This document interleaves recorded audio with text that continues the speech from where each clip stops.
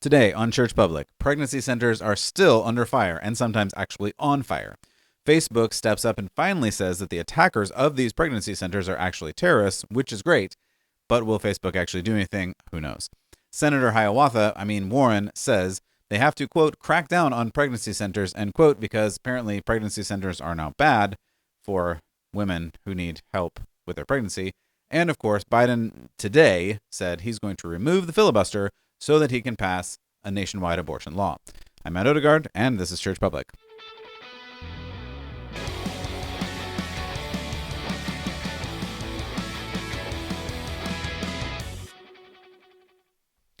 Welcome back to Church Public. Thank you so much for stopping by here today. Your time is valuable, and I appreciate you spending it with me.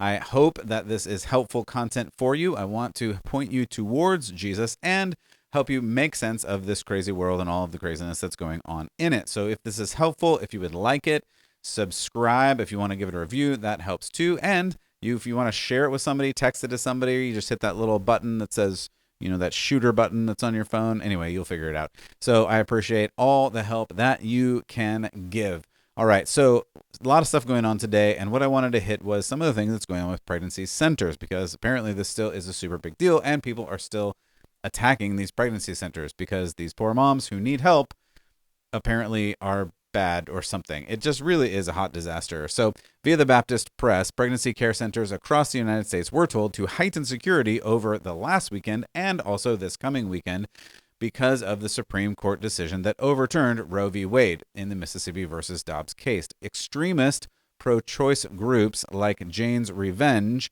took to the internet to encourage people to join in their violent brigades or start their own. Again, according to the Baptist Press. If you're not watching, here is one picture of some vandalism where it says on the wall in spray paint, if abortions are not safe or aren't safe, I've also seen it on other ones, if abortions ain't safe, so that's nice, then neither are you. Jane's Revenge.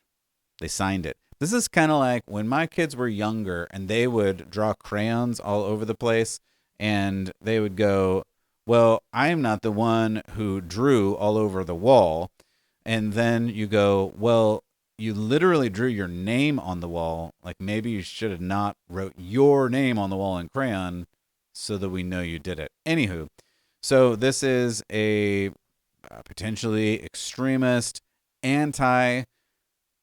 pro-life group. I don't know what to call them. So extreme pro-choice group called Jane's Revenge. They've taken responsibility for a lot of these things. On June 25th, there was a post they put on their website that said, quote, everyone with the urge to paint, burn, cut, or jam, now is the time. Go forth and manifest the things you wish to see. Stay safe and practice your cursive, end quote. So that's a wonderful thing to wish on people. Anywho, continuing on in the Baptist Press article, attacks on pregnancy centers were reported over the weekend, this past weekend, in Colorado and Lynchburg, Virginia. Those centers serve local pregnant women by providing tests and care, counseling, support, essentials that help them through their whole pregnancy term and even into the postpartum. That would be when you actually have a baby. Officers were called to reports of vandalism also at a fire at the Longmont Life Choice Center last Saturday that was on fire. Black spray paint covered the premises and bearing statements like bans off our bodies and what I just mentioned, if abortions aren't safe, neither are you. Kathy Roberts, the executive director of the Life Choice Center, said, quote, we hope the perpetrators of this act understand. An attack on life choice is not an attack on a political party. It is an attack on those who walk through our doors every day in need of diapers, pregnancy tests, ultrasounds, clothing, financial classes, parenting classes, support, and so much more, she said. It just is really disheartening to me that people keep attacking these pregnancy centers when they say we're pro-woman, when they say we're pro-choice. But apparently the only choice you're allowed to have is to get rid of your baby. If you choose not to do that and to get help another way, apparently that's really bad, as we'll hear from Senator Warren in a moment. But before we get to that, Facebook has finally taken action. They have labeled Jane's Revenge, this group, a terrorist organization. The Intercept reported that Facebook's parent company, Meta, has filed, quote, Jane's Revenge to its Dangerous Individuals and Organizations Guidebook, meaning speech about the organization will be subject to a set of stringent regulations. However, so far, it's fairly unclear if they're actually enforcing this new code. Would we even know if they were? I'm not sure. So then we get to Senator Warren. I'll just read this tweet to you and then we'll talk about it. She tweeted, "With Roe gone, it is more important than ever to crack down on so-called crisis pregnancy centers that mislead and deceive patients seeking abortion care. My bill with Senator Menendez would stop these harmful practices." So what I'm hearing is pregnancy centers that help women who are pregnant and sometimes even up to actually helping their babies are really bad and dangerous because being pregnant and having a baby is more dangerous physically than having an abortion, which kills a baby and in many cases also hurts physically, medically hurts the mother. Actually having a baby, which is biology, which is what women are designed to do generally. I know it doesn't always work out. I know there's problems, but just as a general rule, as a standard, moms are supposed to be moms, and that's biology, and has been for thousands of years. But the other thing, killing the baby, is more dangerous than actually just going along with biology, I guess, is what she's saying. Because the pregnancy centers are harmful. This whole thing just makes no sense. So she shared, along with this link to a Time article claiming that crisis pregnancy centers have personal data on women that could be, quote, weaponized against them. I don't understand this whole thing. It's just such a crazy thing. Like, okay, you just hate women having babies. I mean, that really seems like the thing. And this all seems rather inflammatory to me. I mean, doesn't it seem inflammatory? Isn't that like the whole thing? Doesn't this just seem like some of these people are trying to get people riled up to go out and vandalize these pregnancy centers, burn them down, like we just heard about. I just don't know why else you would do this. And it comes back to this point that abortion is a sacrament to the left. Abortion is a religious act that creates this new genre of people that are not women anymore, because women are then exactly the same as men. That seems to be the goal. The goal is to make a woman a man, to make a woman only able to work everywhere a man can work and do everything a man can do, because apparently that's the goal. And the biggest barrier to the goal of a woman being a man and a woman doing everything a man can do and going to work everywhere that a man can work, the biggest barrier to that is pregnancy. So you have to be able to get rid of the pregnancy at any time, at any stage, for any reason, so that a woman can be just like a man. This is what apparently feminism has told, and this is what the culture is saying, and this is what these senators are saying. We'll see in a moment. This is what President Biden is saying. This is what the left is saying. This is what celebrities are saying. This is what a ton of people apparently are saying. You have to have an abortion, because if you don't have an abortion, we've heard celebrities say this. I'm not going to name her name because I don't care and I don't want to give her credit, but there was a very popular celebrity who got up at the Oscars a year or two ago and said, if I had not done this abortion, I wouldn't be getting this award and I wouldn't have a great career. That's just like, it both is morally wrong because it's the literal most selfish act that I could possibly think of, but it also just isn't functionally true. There are plenty of women who have had babies who are also enormously successful.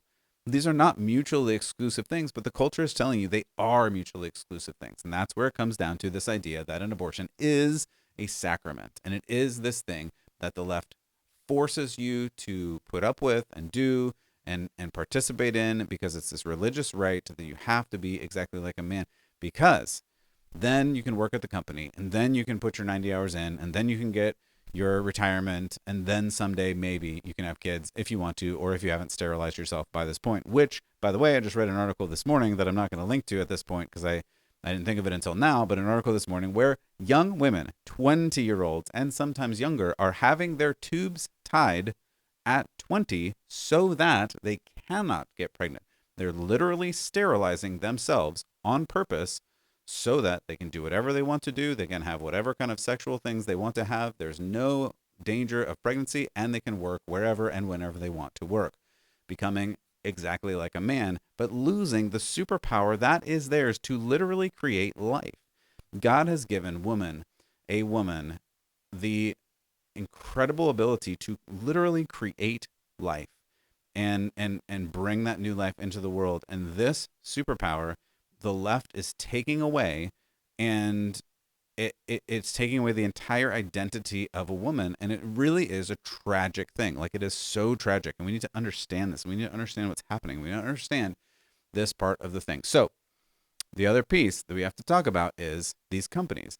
There are now, I'm going to put up some slides for you, and there are now so many companies that are paying in one way or another up to $4,000, sometimes more $1,000, all kinds of things to go and get an abortion so that you can go and get abortion and come back. I'll put up some slides for you here. I'll just read off a couple. If you're listening, Levi's, Dick's, Apple, Walmart, Netflix, YouTube, Disney, CBS, Hulu. I'm not going to read these all. If you're not watching, you can go to the video at churchpublic.com and watch it later. Here's another slide. More: Expedia, Comcast, Old Navy, Kroger, Marvel, Wells Fargo, ESPN. Again, I'm not going to read these all. There's like 50 on this page. Here's another page.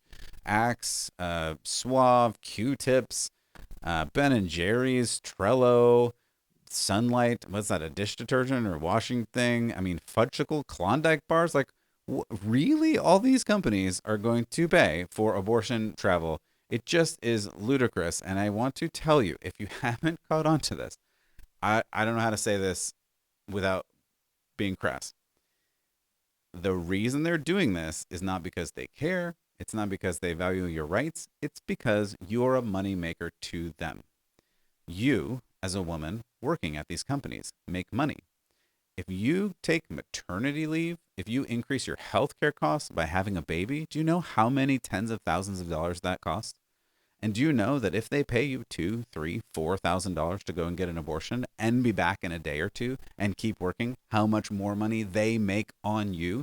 Do you know this has nothing to do with their value of you? They are devaluing you to the bottom degree. They care about you 0%. And all of this, as I'm talking, I'm going to keep scrolling through these things, and you can keep looking at all of these companies that I would suggest you avoid if you can, because they don't care about you. You're just a worker bee to them. They want you as a functional widget to just sit there and put in your 80 hours a week. And if you get pregnant, you just go and get your abortion. We'll pay you a couple $1,000. You go get your abortion. You're back in a day. And then you just keep working until you fall over dead. They don't care. They don't care. If they cared, they would say, hey, I will pay for you to go to the pregnancy center. I will give you extra money to go and make a family and start a family and be a mom. And I'll give you extra time off to be a mom and stay at home and raise your kid. I'll give you a year to stay with your kid. If they really cared, that's what they would do. They don't care. This is what part of the story that we're in. And you have to understand this. It sounds like, oh, these companies care for you so much, they're going to give you money to go and do this quote unquote healthcare. No, that is not what they care about. Look at it. Look at all the companies that have signed on to this. Again, they don't care. All right. We're going to keep moving on because I can't take it anymore. All right. So, and by the way, you've got all this inflammatory words, all of these things happening, and these companies that just don't care and will pay for you to go off and do the procedure and come back to work right away.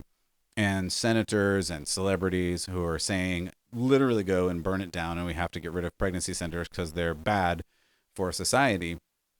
And just as a question, I'm going to ask this again until I get a good answer, because I don't have a good answer yet.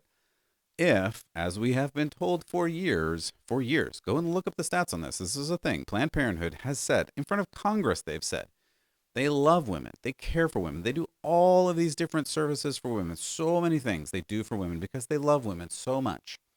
97% of the things that Planned Parenthood has done are not abortion. Only 3% of things that Planned Parenthood does is abortion. That's what they have told us for literal years now. So why are they closing? If 90%, 97%, even if we go conservative, 80% of their business is not abortion, that'd be enough to keep you going, make some changes, keep going. They're closing. It seems like someone has been telling a story about what's going on. All right, you can investigate that further if you want to. Now we move to Joe Biden. Joe Biden he said today that apparently he's just going to kill the filibuster. If you don't know, so the filibuster is a thing that you have to in order to vote on a bill in the Senate, you have to get more than 60% of the votes. That's the filibuster. So he's not been able to do this on this Women's Health Protection Act, which is a terrible, terrible bill. It sounds nice, Women's Health Protection Act. Who wouldn't want to protect the health of women? It's a euphemism. It's a euphemism for abortion on demand up until 9 months, sometimes beyond, depending on the state. It has a bunch of other garbage in it. He just wants to push it through to codify Roe versus Wade idea into law. So he said today he's going to kill the filibuster. He announced that he will kill a filibuster so that he can pass nationwide abortion laws through the Senate. He said, quote, "We have to codify Roe versus Wade into law, and the way to do that is to make sure the Congress voters do that." Biden said at a news conference in Europe today, if the filibuster gets in the way, it's like voting rights. We provide an exception on this or an exception to the filibuster for this action. End quote. That's what he talked about. He has also, like, what else did he say here? Quote, "It's a mistake in my view for the Supreme Court to do what it did. I feel extremely strongly that I'm going to do everything in my power, which I legally can do, in terms of executive orders, as well as push the Congress and the public." He really, really hates that women are going to keep their babies and that babies are going to live. He really, really, really, really hates that. That's all I'm going to say about Biden in that. Here's what I want to get to, and this is where I want to kind of land today. I want to come back to this question of rights, and I think that's where we need to just finish this discussion today, because I want us to understand this idea of rights. And the question is, where do we get our rights? Because you have Biden and senators and celebrities and everybody saying you need this right to abortion, and the right is in the Constitution. Senator Warren said that, Biden said that, everybody said this right is in the Constitution. The left says there is an absolute right to abortion in the Constitution. Where in the Constitution? When they're asked, they say, I don't know, it's in the 14th Amendment somewhere. It's in a right to privacy somewhere. If they're really savvy, lawyerly types, they'll say they're in the penumbras and the emanations, which, of course, is nothing. It really is nothing. Like, it's not in there. It's never been in there, which is why the Supreme Court justices, which is the highest court in the land, did their job and said, regardless of which side you fall on this idea of whether abortion should be right or not, it's not in the Constitution because it's not a right. So this is the question that I'm going to come down to, that I want to help you with so that you can understand this and maybe be able to verbalize it a little bit. Where do rights come from? Here's the question. Where do rights come from? So there's two answers that I hear, and there's two answers that you can give.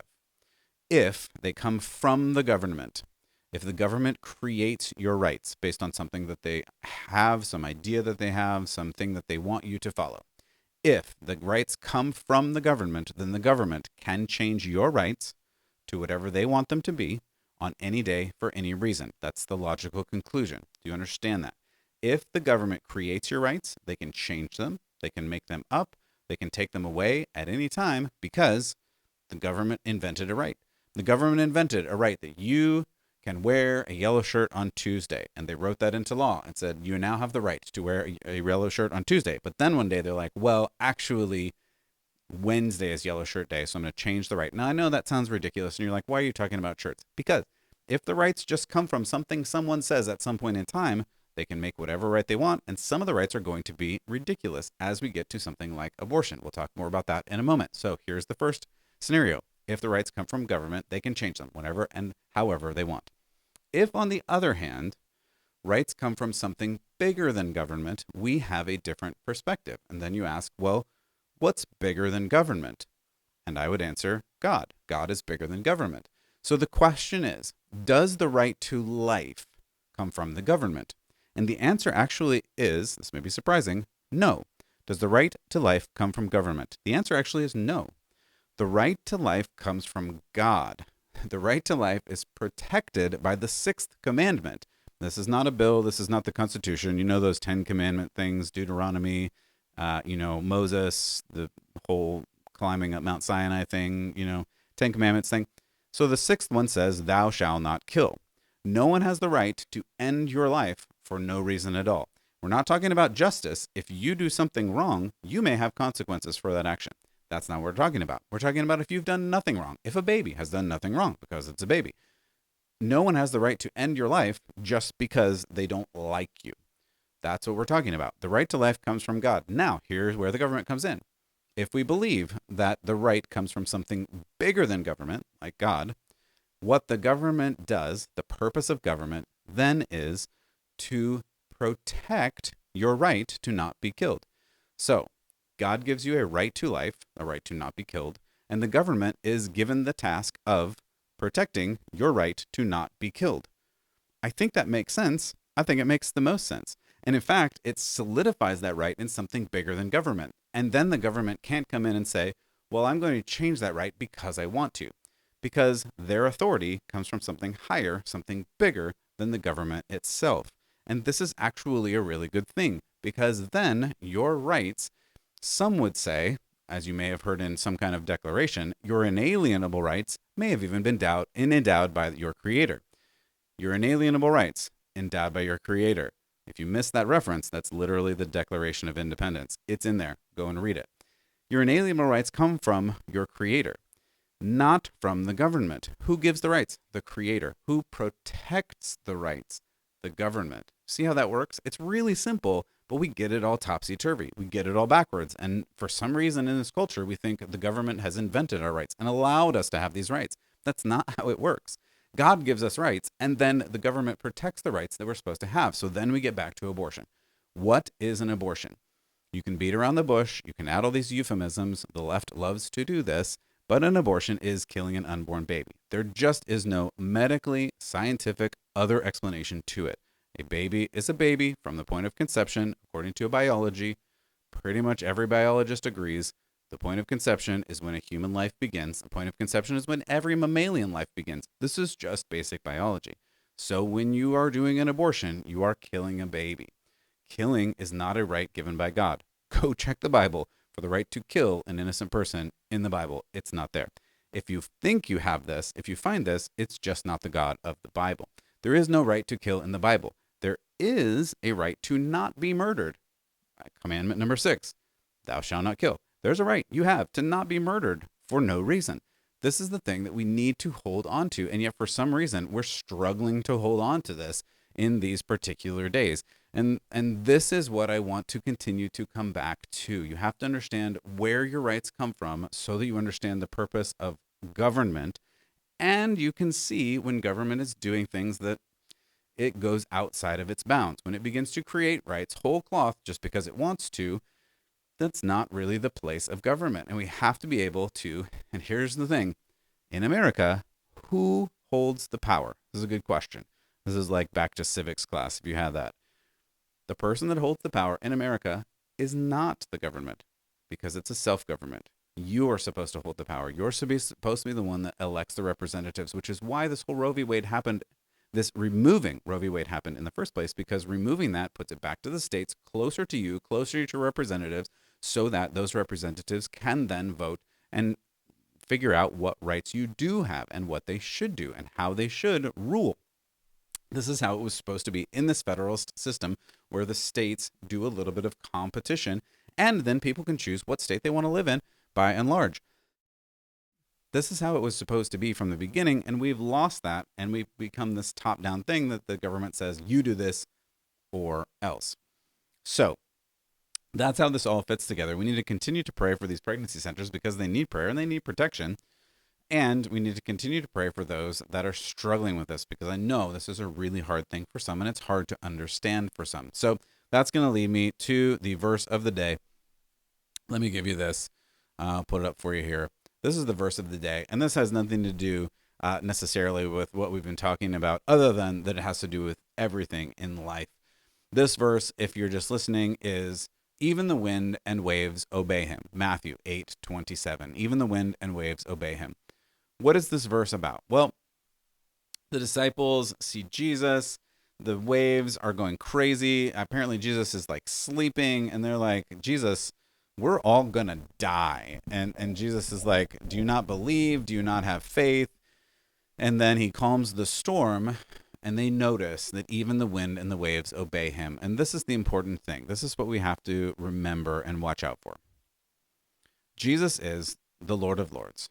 Jesus is the King of Kings. Jesus is the uncreated one that is before time, before all things. that is Lord of all creation. And because he's Lord of all creation, even the wind and the waves obey him. We feel sometimes on this side of things that the whole world is out of control and it's a chaotic mess, a spinning ball going off into oblivion. It's not. It may feel that way, but you have to remember that even the wind and the waves obey him. Jesus is Lord of heaven and earth. Jesus is Lord of all creation, and he holds that and he holds that throne. And so even when it feels out of control, it's not. We need to trust, we need to pray, and we need to seek him with our heart and soul and mind and strength. I hope you do that. I hope you follow after him. For Church Public, I'm Matt Odegaard, and as always, I hope you keep the faith.